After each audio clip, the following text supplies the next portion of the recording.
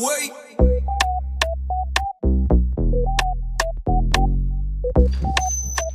Hi sir. Hey hi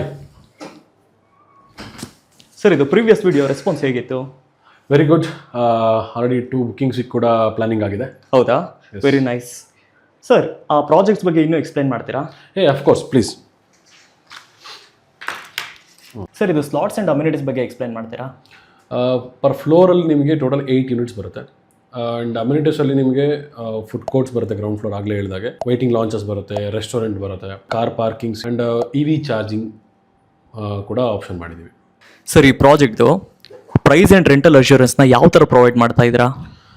pricing ನಿಮಗೆ ಒಂದು ಮೈಸೂರಲ್ಲಿ ಒಂದು ಪ್ರೀಮಿಯಂ ಅಪಾರ್ಟ್ಮೆಂಟ್ನ ಯಾವ ಕಾಸ್ಟಲ್ಲಿ ಬೈ ಮಾಡ್ತೀರೋ ಆ ಒಂದು ಪ್ರೈಸಿಂಗಲ್ಲಿ ನೀವು ಬೈ ಮಾಡ್ಬೋದು ಇದನ್ನು. ಪ್ಲಸ್ ರೆಂಟಲ್ ಬಂದು ಅಶ್ಯೂರೆನ್ಸ್ ನಾವು ಕೊಡ್ತಾ ಇರೋದು ಟೋಟಲ್ 90,000 ಅಪ್ ಟು 90,000ವರೆಗೂ ನಾವು ಕೊಡ್ತಾ ಇದ್ದೀವಿ ರೆಂಟಲ್ ಅಶ್ಯೂರೆನ್ಸ್. ನಿಮಗೆ ಒಂದು ಕಮರ್ಷಿಯಲ್ ಪ್ರಾಪರ್ಟಿ ಪರ್ಚೇಸ್ ಮಾಡಿ ನೀವು ರೆಂಟ್ ಔಟ್ ಮಾಡೋದಕ್ಕಿಂತ ಗುಡ್ ರೆಂಟಲ್ನ ಇದರಲ್ಲಿ ನೀವು ಅಶ್ಯೂರೆನ್ಸಾಗಿ ತೊಗೋಬೋದು. ಆ್ಯಂಡ್ ನಿಮಗೆ ಇನ್ನೊಂದು ಪಾಯಿಂಟ್ ಅಂದರೆ ಲೋನ್ಸ್ ಕೂಡ ಪ್ರೊವೈಡ್ ಆಗುತ್ತೆ and very clear title. Best investment ಅಂತ ಹೇಳ್ಬೋದು. ಸರ್, ಈ ಪ್ರಾಜೆಕ್ಟು ಯಾವ ಕಂಪ್ಲೀಷನ್ ಆಗುತ್ತೆ? ಮತ್ತು ಈ ಪ್ರಾಜೆಕ್ಟ್ ಏನಾದ್ರು ಕಂಪ್ಲೀಟ್ ಆದಮೇಲೆ ನಾವು ಯಾರಿಗಾದ್ರೂ ಓನಾಗಿ ರೆಂಟಲ್ ಕೊಟ್ಕೋಬೋದಾ? ಅಫ್ಕೋರ್ಸ್. ಈ ಪ್ರಾಜೆಕ್ಟ್ ಬಂದು ನಿಮಗೆ ಅಪ್ರಾಕ್ಸಿಮೇಟ್ 18 ಮಂತ್ಸಿಗೆ ಕಂಪ್ಲೀಷನ್ಸ್ ನಾವು ಎಸ್ಟಿಮೇಷನ್ ಮಾಡ್ಕೊಂಡಿದ್ದೀವಿ. ಆಲ್ಮೋಸ್ಟ್ ಕಂಪ್ಲೀಟ್ ಆಗುತ್ತೆ 18 ಮಂತ್ಸಲ್ಲಿ.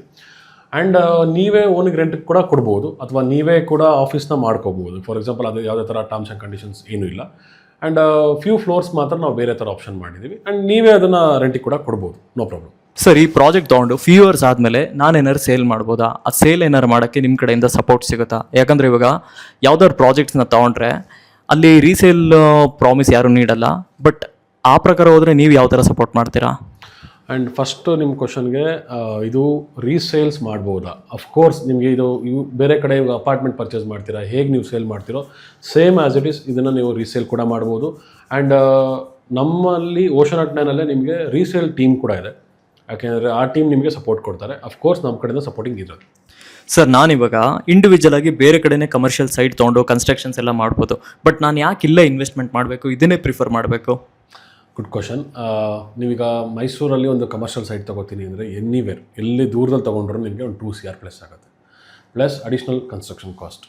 ಆ್ಯಂಡ್ ಆ ರೆಂಟಲ್ಲು ನೀವು ತೊಗೊಳೋದಕ್ಕಿಂತ ಇದರಲ್ಲೇ ನಿಮಗೆ ಅದಕ್ಕಿಂತ ಗುಡ್ ರೆಂಟಲ್ ಬರುತ್ತೆ ಈ ಇನ್ವೆಸ್ಟ್ಮೆಂಟಿಗೆ. ಆ್ಯಂಡ್ ಅನದರ್ ಒನ್ ಥಿಂಗ್, ಅಲ್ಲಿ ನೀವು ನೀವೇ ಸೋಲೋ ಮ್ಯಾನೇಜ್ಮೆಂಟ್ ಮಾಡ್ತೀರಾ. ಫಾರ್ ಎಕ್ಸಾಂಪಲ್ ಈಗ ರೆಂಟಲ್ ಕಲೆಕ್ಷನ್ಸ್ ಆಗ್ಬೋದು, ಫಾರ್ ಎಕ್ಸಾಂಪಲ್ ಮೇಂಟೆನೆನ್ಸ್ ಆಗ್ಬೋದು.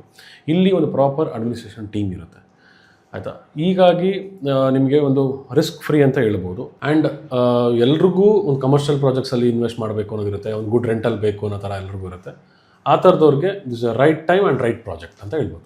ಸರ್, ಫೈನಲ್ ಆಗಿ ವ್ಯೂವರ್ಸ್ಗೆ ಏನು ಕನ್ಕ್ಲೂಷನ್ ಕೊಡೋಕ್ಕೆ ಇಷ್ಟಪಡ್ತೀರಾ?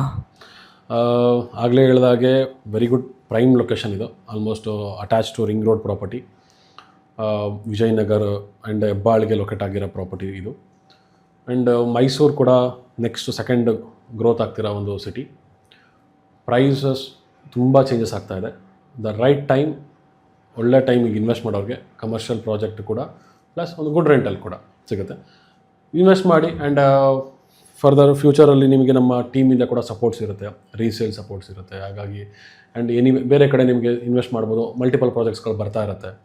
ಸರ್, ಇವಾಗ ನಾನು ಓಷನ್@9 ತುಂಬ ಸ್ಟಡಿ ಆಗಿದೆ ಅಂತ ಕೇಳ್ಪಟ್ಟಿದ್ದೀನಿ. ಬಟ್ ನನಗನ್ನಿಸ್ತಂಗೆ ತುಂಬ ಸ್ಲೋ ಆ್ಯಂಡ್ ಸ್ಟಡಿ ಆಗಿದ್ದಾರೆ ಅಂತ ನಾನು ಅನ್ಕೊತಾ ಇದ್ದೀನಿ. ಅದೇನಾದ್ರು ಫರ್ದರ್ ಡೇಸಲ್ಲಿ ಫಾಸ್ಟ್ ಆ್ಯಂಡ್ ಸ್ಟಡಿ ಆಗಿ ಆಗ್ಬೋದಾ? ಬಿಕಾಸ್ ಏನಕ್ಕೆ ಸ್ಲೋ ಆ್ಯಂಡ್ ಸ್ಟಡಿ ಅಂತಂದರೆ ವಿ ಹ್ಯಾವ್ 2500+ ಹ್ಯಾಪಿ ಕಸ್ಟಮರ್ಸ್. ಅದರಲ್ಲಿ ಎಲ್ಲರೂ ಕೂಡ ಹ್ಯಾಪಿ ಕಸ್ಟಮರ್ಸೇ. ಹಾಗಾಗಿ ಸ್ವಲ್ಪ ಸ್ಲೋ ಆ್ಯಂಡ್ ಸ್ಟಡಿ ಆಗಿತ್ತು. ಇನ್ ಫರ್ದರ್ ಡೇಸಲ್ಲಿ we are creating A bigger team and new revolutions ತರ್ತಾ ಇದ್ದೀವಿ ರಿಯಲ್ ಎಸ್ಟೇಟ್ ಇಂಡಸ್ಟ್ರೀಸಲ್ಲಿ. ಹಾಗಾಗಿ ಫರ್ದರ್ ಡೇಸಲ್ಲಿ of course we are very aggressive ಆಗಿ ತುಂಬ ಬೇರೆ ಥರ ರಿಯಲ್ ಎಸ್ಟೇಟನ್ನು ಚೇಂಜ್ ಮಾಡೋ ಪ್ಲಾನಿಂಗಲ್ಲಿದ್ದೀವಿ. ನೆಕ್ಸ್ಟ್ ವೀಡಿಯೋಸ್ಗಳಲ್ಲಿ ಎಲ್ಲ ಥರ ಡಿಸ್ಕಷನ್ಸ್ ಮಾಡೋಣ. Stay tune. Thank you.